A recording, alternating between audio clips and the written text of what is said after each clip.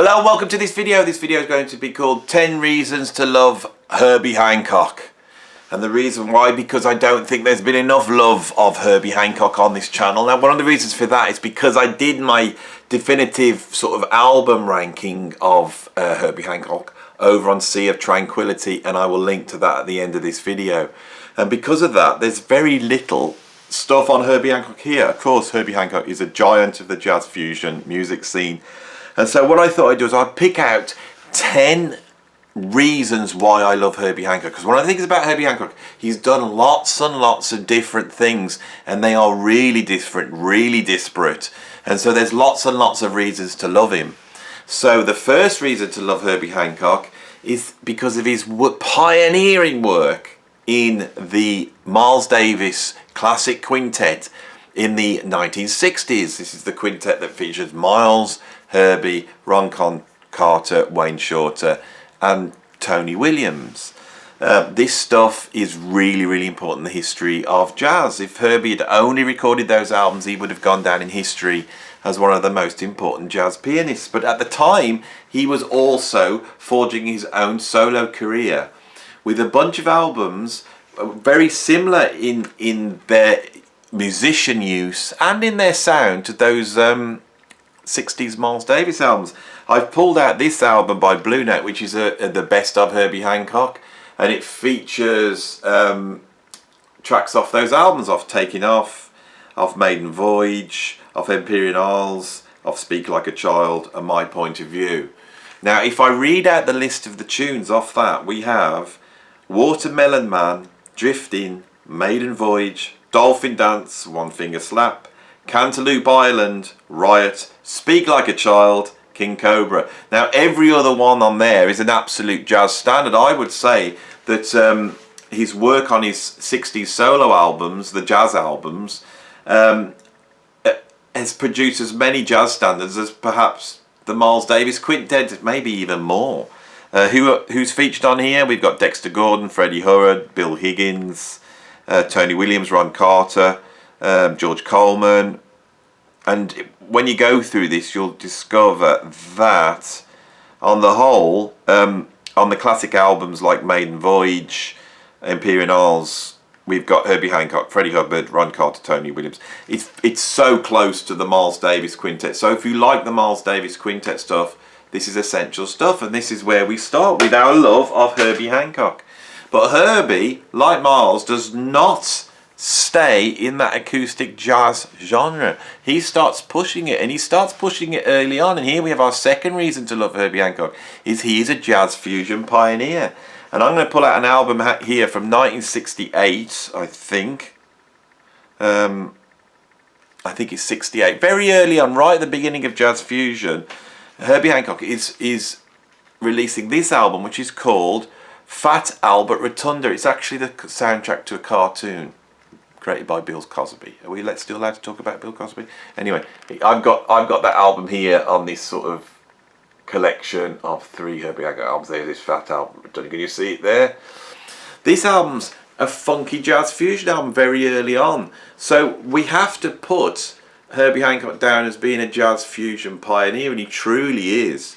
And that for me is when he's far more interesting. But this guy, all the way through his jazz fusion career, has kept a straight acoustic jazz career going as well. That's a really interesting thing. But I'm giving a shout out to this album, Fat Albert Rotunda. It's a funky album, a great album. Doesn't get mentioned. One album he plays on where his input doesn't get mentioned, and his, as we've said on this channel, is one of the key albums in jazz fusion, is this one. I have the box set here, which is the Jack Johnson sessions, and this is the third reason to love Herbie Hancock, is for his solo on this, and it shows how open Herbie is. I think that's what I get from Herbie. He's a Buddhist, and I think there's a mindfulness to his playing where he is always present and in the moment. He's not making judgments, and there's a moment on here when they were making this album, and you can check this out on the Jack Johnson album. It's on side 1 on the track Right Off, where Miles has rung up Herbie and he invites him down to the studio, and he arrives, and they're in the middle of this Jack Johnson session. So Herbie goes in, and there's a keyboard there. Now, I'm going to tell exactly what the keyboard is by trying to delve into the notes. Am I going to be able to do this smoothly? See, I never know what I'm going to say. It says Herbie Hancock, organ. I think he's playing a Farfisa organ. It's not electric piano, it's not acoustic piano. He's playing an organ, and the organ is broken. The notes aren't working on it. So Herbie Hancock attempts to take a solo, right? He's walked into a session just thinking he's going to say hello. Miles is pointing to him onto a keyboard. He's now playing a keyboard that's broken, and he tries to get a solo out of this keyboard. But when he realises that the keyboard doesn't work, he just slams all his hands down like he gives up. And all that is kept on this album. You hear that happening. And what Miles is doing is he's showing you that improvisation is not just about keeping the best bits. That if you want to innovate, sometimes you've got to go to areas that you don't understand. And for me, Herbie Hancock is the embodiment of that musically, which is why I think he's done so much disparate stuff. And all the way through his career, you hear him open to stuff like that. And I'm going to talk about that a bit later. So that's my third reason to love Herbie, is because of his one-off, brilliant, bizarre input to this album, right? After Bitches Brew and Miles Davis, Herbie Hancock starts to really explore a sort of electric jazz, free improvisation approach to music, and he forms a band called the Mwandishi Band that makes 3 albums. Mwandishi, Crossings, and this album, Sextant, and this is one of the greatest jazz fusion albums ever made. This is my 4th reason to love him, because this is absolutely incredible. It's funky, it's way out, it's like Headhunters on acid.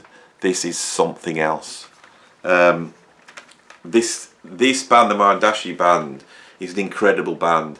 Herbie Hancock had to abandon it just because he couldn't finance it, and the situation that emerged of not being able to run this incredible band that was really pushing boundaries made Herbie pull in, right? He thought, I've got to make this more commercial. Apparently he'd done a support slot with the Pointer Sisters, and he saw the Pointer Sisters doing much more straighter R&B funk, and he decided to go down that route. And he then creates another band called the Headhunters Band, and that is definitely my 5th reason to love Herbie Hancock. The funkiest band that's ever been. They made many different albums. I won't go this. Flood, the live album's incredible. Manchild's incredible. Headhunters went on to make albums under their own name. They're incredible. The first album is absolutely brilliant and made my top 10, fusion tracks of all time. But I pulled out Thrust, which is another incredible funky album. And although he pulls it in, although he reins in the avant-gardeness, he doesn't rein it in fully. They're really soloing on here. And I think there's a moment with the Headhunters where the balance between out-and-out jazz improvisation, exploration, and commercial funk hooks is absolutely right. Herbie then, because the records are selling, he really starts to go down towards popular music. And by the end of the 70s, he's a pop artist. I can remember in the UK putting on Top of the Pops and seeing Herbie Hancock dancing around on top of the pops with a song in the charts, playing keyboards with a vocoder on, singing through a vocoder. And I am usually critical of that point where fusion turns into Fusac, but Herbie Hancock does it so well. I could have pulled out many of the albums, but I decided to pull out this, the best of Herbie Hancock, which came out in the early 80s to collect that together, that sort of disco period. And on here we've got Doing It, I Thought It Was You, Chameleon off the first album, which was a hit record, Hang Up Your Hang-Ups off Manchild, You Better Bet Your Love, and Tell Everybody, which are out and out disco tunes, but I love them. I love disco. Right, I did a couple of videos on funk and disco, and I couldn't include Herbie Hancock because I didn't want to bring in any of the fusion guys, but he's an absolute giant of disco, and this is where you hear it. In the 80s, he's still exploring. He wants to move forward. I think the sort of disco records he'd said in that period had passed, and he wanted to go somewhere else, and he hooks up with one of the coolest future thinking producers on the planet at that time, an absolute genius who I have covered on this channel so many times, and that's Bill Laswell. And Bill Laswell brings the sound to Herbie Hancock. In fact, Laswell's far more important in the creation of sound than Herbie Hancock is. And they make this album, Future Shock, in 1981-82. It says, I'm always going off my head and having to check, and then the writing's too small. I can't even see it. No, I'm pretty sure it's 1982. It says 1983, I'm 1 year out, right? So they make this album. On here is the track Rocket. This is really a Material album in all but name. You can go and check out my video where I talk about Material, came out a couple of days ago. But of course Rocket changes the face of popular music. Herbie Hancock is a fusion artist, and there are many of them that changed the face of 80s music. The other two that I could think of off the top of my head would be Jan Hammer with the stuff he did for Miami Vice, and Narada Michael Walden with his production with Whitney Houston and Mariah Carey. Both of those guys changed the face of 80s popular music. Rocket really defines the sound of 80s popular music, really influences hip hop, and Herbie Hancock has the breadth to do that, and that track should sound like a big 80s mess now, but it doesn't. It still sounds really cool now. It still sounds very fresh because of the artistic magnitude, what's the word, the artistic weight of that. That is plucked from some of the coolest things going on in music at the time, and when you do that, when you are truly innovative, you remain timeless. And I think that does. This is a great album. It's a really, really funky, great album. All the way through this, Herbie Hancock has been making acoustic jazz, and I love that as well. In the early 90s, he made this album, which is an acoustic jazz album. It features Herbie Hancock, Michael Brecker, John Scofield, Dave Holland, and Jack DeJohnette, and Don Elias. I mean, that's like the best acoustic jazz lineup you could ever have, with some of the greatest instrumentalists on these prospective instruments in the history of jazz. But on this album it's interesting because although it's an acoustic jazz album, it's far more eclectic because everything on here is a reworking of tunes from popular music. So it opens up with New York Minute, Don Henley, and then we got Mercy Street, Peter Gabriel. Then we got Norwegian Wood by the Beatles.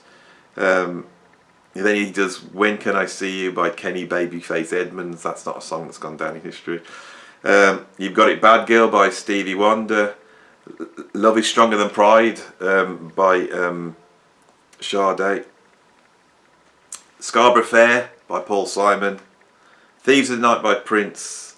And then one of the most bizarre jazz standards ever, All Apologies by Nirvana. There's an original track called Manhattan by Herbie Hancock, and then they finish off with a Steely Dan track, Don Fagen, Walter Becker, Your Gold Teeth 2. This is a fantastic jazz album. It features some of the best playing by Brecker on record, I think, and some of the best playing by Scofield as well. But it really represents that all the way through this, Herbie Hancock was still forging a really, really important career making full-on proper acoustic jazz. All right. Throughout his career, Herbie Hancock has guested on millions and millions of albums, and I could do a top 10 of my favourite guest appearances. One of them would be on this album, Red Hot and Cool, where he appears with Michelle Ndegeocello, and he does a tune called Nocturnal Sunshine. Michelle Ndegeocello is one of my favourite artists. She's a rapper, a songwriter, a bass player, keyboardist that emerged out of the sort of early 90s hip-hop scene where hip-hop had become very artistic and was fusing itself with jazz, with poetry, and really expanding what hip-hop was about. I feel that there's artists like Kendrick Lamar still doing this, but on the whole, hip-hop has got itself into an awful state. But back then, hip-hop was leading the way as one of the most interesting forms of music out there. And Herbie's there, right at the cutting edge. Now, if I can just pull out the lineup, because I don't know it, and that might take me a bit of time to find it. Right, bear with me, here we go.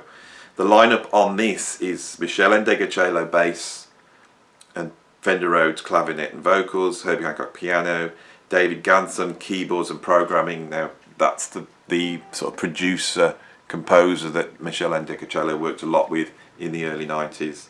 Then we have Wawa Watson on guitar, Louis Conte on cowbell, and Harvey Mason on drums. So this is basically Headhunters with Michelle Ndegeocello on bass. That's got to be one of the greatest bands of all time, surely. I wish they'd done a full album together and toured. But Herbie Hancock shows he's always guesting, and he's always guesting on the cutting edge.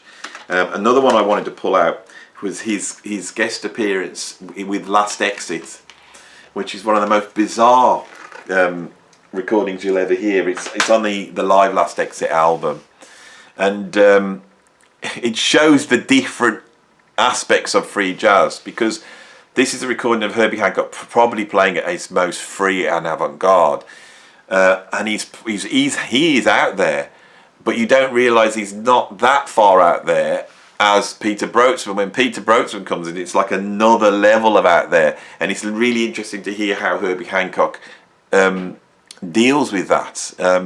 There's another guest appearance on a John McLaughlin Chick Corea album, the live album they did, the Piece One band, I can't remember now.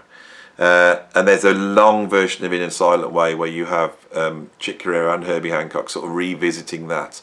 And that's really interesting to hear how Herbie integrates himself in that band. He seems really open to just playing and getting up and having these explorations recorded, which I really commend him for. So the last reason to love Herbie Hancock is his last great album. It ran in the early 2000s. Even though he's still about and he's making appearances and touring, he sort of stopped making albums.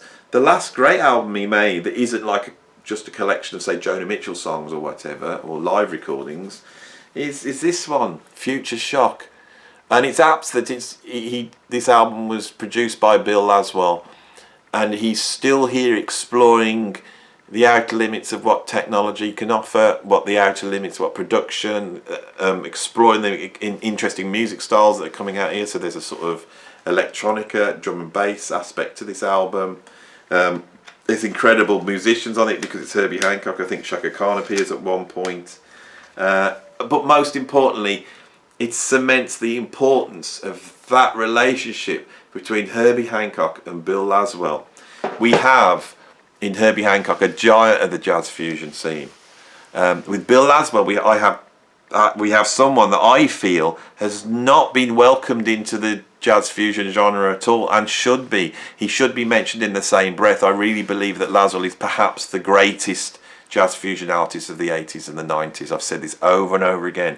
But what's worth mentioning here, jazz fusion fans, is that Herbie Hancock has literally made hundreds of albums with Bill Laswell, and some of the greatest commercial and artistic peaks that Herbie Hancock has achieved have been achieved with Bill Laswell. And with Rockets, I think culturally, and this really is what makes jazz artists important, whether you like it or not, it's not their instrumental, their virtuosity, or even their innovation. The more I do this channel and talk about this, the more I realise that the reason why we talk about artists is their influence on culture. And what we mean by that is not just influencing the music scene, but influencing beyond and outside of that. When you start to influence wider music styles outside of jazz, and then impinging on cultural ideas. So if you take the idea of hip-hop goes beyond music. Hip-hop's about, clothing, it's about dance moves, it's about graffiti art, it's wider than just music. And Rocket plays a part in that.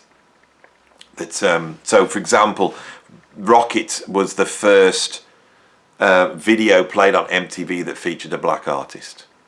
That's what I mean by cultural importance.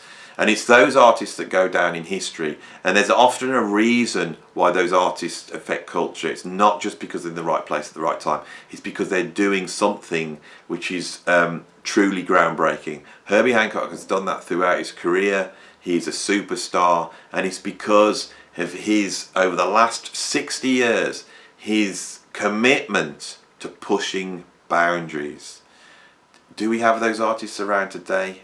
I don't know. Do we have those artists in the jazz world? I don't know. He's one of the true greats, and there's my 10 reasons for loving Herbie Hancock. Thanks for watching. If you like, please like the video. If you want to see more, please subscribe. And if you want to support what I do, there's a Patreon link down below. Right, and then if I get my finger right, if I just point around there, now will be appearing the video on Sea of Tranquility, where I go through my 10 favourite Herbie Hancock albums. Thanks for watching. See you on the next video.